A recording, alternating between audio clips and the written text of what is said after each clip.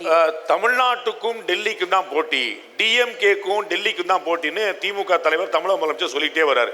அவர் சொல்றது உண்மையோ அப்படின்னு யோசிக்க முடியாதபடியா திமுகவுடைய கூட்டணி பேச்சுவார்த்தை எல்லாமே அறிவாலயத்தில் நடக்குது. ஆனா அதிமுக என்டிஏ கூட்டணி பேச்சுவார்த்தை டெல்லியில் நடக்குது. தமிழ்நாட்டுக்கு தானே சட்டமன்ற தேர்தல். இங்கே எடப்பாடி பழனிசாமி சேலத்தில் இருக்காரு, சென்னையில் இருக்காரு, இங்கெல்லாம் நடக்கணும். எல்லாரும் டெல்லியில் என்ன பண்றாங்க? இல்லை, இந்த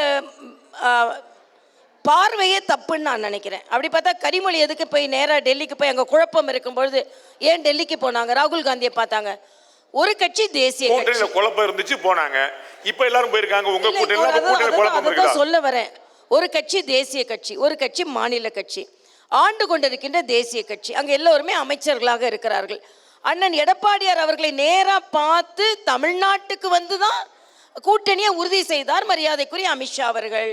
அதே மாதிரி மரியாதைக்குரிய பாரத பிரதமர் தமிழ்நாட்டில் 2 நிகழ்ச்சிக்கு வந்து தான் எல்லா கூட்டணி கட்சி தலைவர்களையும் மேடையில் ஏற்றினாங்க.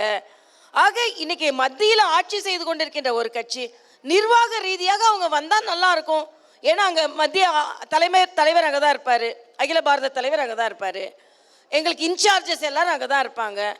ஆக அதனால அண்ணன் எடப்பாடி தமிழ்நாட்டில் ஏடிஎம்கே தான் அந்த கூட்டணிக்கு தலைமை தாங்குது. அது திரு அமித்ஷாவே சொன்னாரு. அண்ணன் எடப்பாடியார் தானே போய் பேசுறாரு, வேற யார் பேசல? இங்க திரு நயினார் நாகேந்திரன் இங்க கூட்டு வச்சு பேசலாம்ல, திரு டிடி தினகரன் இங்க கூட்டு வச்சு பேசலாம்ல, திரு நயினார் நாகேந்திரன் அத்தனை பேருமே நீங்க கூப்பிடுற வசதிக்கு தான் அவங்க வந்து பேசணும்னு இல்லை. டெல்லியில அகில பாரத கட்சி இருக்கு, டெல்லியில எல்லா தலைவர்களும் இருக்கிறார்கள்.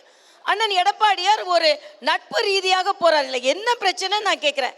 அதாவது தமிழ்நாட்டில் எந்த மாதிரி அரசியல் பயணம் இருக்குன்னு தெரியறதுக்கு பதிலா யார் டெல்லிக்கு போற பயணம்னா இதையே ஒரு விவாத பொருளை ஆக்க முடியும்னா எனக்கு அது என்னன்னு தெரியல. அது அவசியமும் இல்லை. அதுதான் திமுக தலைவர் சொல்றாரு. இது வந்து டெல்லிக்கும் தமிழ்நாட்டுக்குமானங்க அறிவிக்கிறார். கூட்டணி கட்சிகள் விரும்பக்கூடிய கூட்டணியா நீங்க இருக்கிறீங்களா? பாட்டாளி மக்கள் கட்சி 2024 உங்க கூட கூட்டணியில் இருந்துச்சு, ஏடிஎம்கே கூட போகாம. தேமுதிக இந்த என்டிஏல இருந்துச்சு. அவங்க இப்ப தேமுதிக இன்னைக்கு டிஎம்கே கூட்டணியிலே போயிருச்சு. ஐயா ராமதாஸ் இன்னும் முடிவெடுக்காமல் இருக்காரு. அப்ப நீங்க ஃபர்ஸ்ட் ப்ரிஃபரன்ஸா இல்லையோ?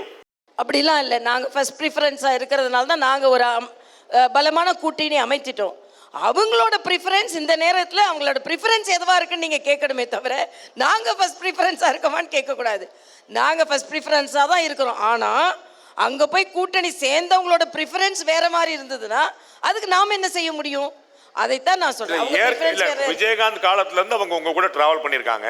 அப்ப ஆட்டோமேட்டிக்கா உங்களுக்கு தான் தொடரணும். அப்ப ஏன் போறாங்கன்னு பார்க்கணும்ல, ஏன் வெளியே போறாங்கன்னு பார்க்கணும்ல. அதாவது அது அவங்க கிட்ட தான் நீங்க கேட்கணும், ஏன் வெளியே போறாங்க அப்படின்னு. உங்களுடைய செயல்பாடு சரியில்லாம இருக்குமோ? அப்படிலாம் ஒன்றும் இல்லை. எங்ககிட்ட ஒன்றும் இல்லை. எங்கிட்ட எல்லாமே நல்லா இருக்கு. எங்கிட்ட எல்லாம் நல்லா கூட்டணி வைத்திருக்கிறார்கள். அவங்களோட நோக்கமும் ப்ரிஃபரன்ஸும் கூட்டணி சேர்றதா இல்லைன்னா வேற ப்ரிஃபரன்ஸ் இருக்கான்னு அவங்க தான் முடிவு பண்ணணும்.